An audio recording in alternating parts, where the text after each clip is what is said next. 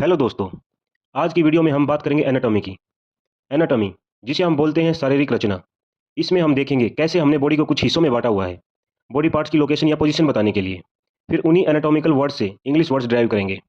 हर एक वर्ड के दो टाइप के यूजेज और मीनिंग होते हैं, एक जो उसका असली मतलब होता है और दूसरा जब हम उसको कहीं भी यूज करके फिट कर देते हैं। इस पर भी मैं एक वीडियो बना के आप लोगों को बताऊंगा। अब शुरू करते हैं इंग्लिश विद एनाटॉमी। सबसे पहले इन वर्ड्स का मीनिंग इस बात पर डिपेंड करेगा कि हम बाइपेड द्विपद विद टू लेग्स या क्वाड्रुपेड चतुर्पद विद फोर लेग्स की बात कर रहे हैं। Because neuro axis which is the axis of the central nervous system is different for both the groups. Biped जैसे ह्यूमन, एक ह्यूमन का टॉप उसका हेड होता है। क्वाड्रुपेड जैसे कोई भी एनिमल, फॉर एग्जाम्पल एक डॉग का टॉप उसकी बैक होती है, which is horizontal neuro axis, and in case of human it is vertical neuro axis. In anatomy, a human body is divided into four anatomical planes. First one, median plane, जो body को left और right में divide करता है। Second one, sagittal plane, हम उसको skip करेंगे because ये क्लास इंग्लिश वर्ड्स के लिए है, इससे एवरीडे यूज के लिए वर्ड्स ड्राइव नहीं होते। थर्ड वन, फ्रंटल प्लेन, जो बॉडी को आगे और पीछे में डिवाइड करता है। फोर्थ, हॉरिजॉन्टल प्लेन, जो बॉडी को ऊपर और नीचे में डिवाइड करता है। अब हम इनको वन बाय वन डिस्कस करेंगे, sagittal प्लेन को छोड़कर। शुरू करते हैं मीडियन प्लेन से, जो है part one of this series. हम एक एक्सिस और लाइन ड्रॉ करेंगे बॉडी के नेवल और नाभि से होते हुए, वो भी वर्टिकल लाइन, ऊपर से नीचे या नीचे से ऊपर, जो बनाएगा एक प्लेन, मीडियन प्लेन, जो बॉडी को लेफ्ट और राइट में बांटेगा। So basically this axis is called mid line, बीच की line. Now English words. First one, medial, MEDIAL, an adjective derived from Latin medius, which means middle or structures close to the midline। इस word को generally body parts को describe करने के लिए use किया जाता है।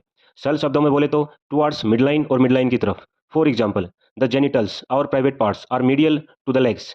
Chest is medial to the arms. Nose is medial to the ears. Now second one, lateral, LATERAL, an adjective derived from Latin lateralis, which means to the sides, something to the sides or away from the midline, midline से बाहर की ओर, like extended to the sideways with our arms। Perfect synonym is sideways. That's why horizontal is also written as lateral. For example, our shoulders are lateral to the neck, the ears are lateral to the nose. All of the lateral movements in tennis hurt her knees and she had to quit playing। This lateral word gives us two more words।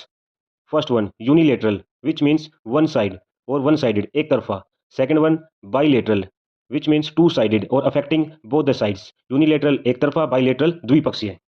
For example, parents do not be unilateral with kids, it means do not take unilateral decisions, you have to discuss with them also. It was a bilateral decision by us to start this business. It means we both were mutually agreed on this, and it was the agreement that affects us both.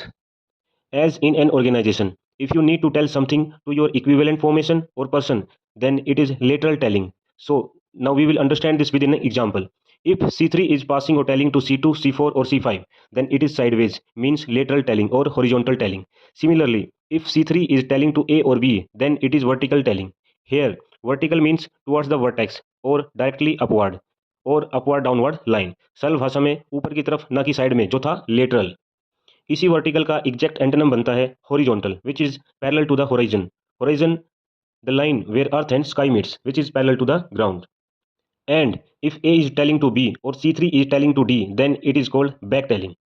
One more example, एक पेड़ की roots laterally grow करती हैं। इस case में पेड़ का तना और स्टेम मिड लाइन है और रूट्स साइडवेज जाती हैं।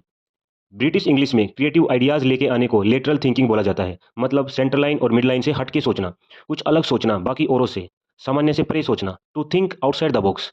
इसी का अपोजिट है vertical thinking, which means thinking with the mid line, सीधा सीधा सोचना, किसी प्रॉब्लम को स्टेप बाय स्टेप कन्वेंशनल तरीके से सोल्व करना, जिसमें क्रिएटिविटी नहीं, बस स्टेप्स फॉलो करने की जरूरत है। It is more of adhering to the rules and procedures. A lateral thinker would try to find a creative solution. For example, I am very attracted to his lateral thinking. Sometimes you have to defy laws to think laterally or outside the box. So, in common parlance और सरल शब्दों में, to think laterally is to think outside the box.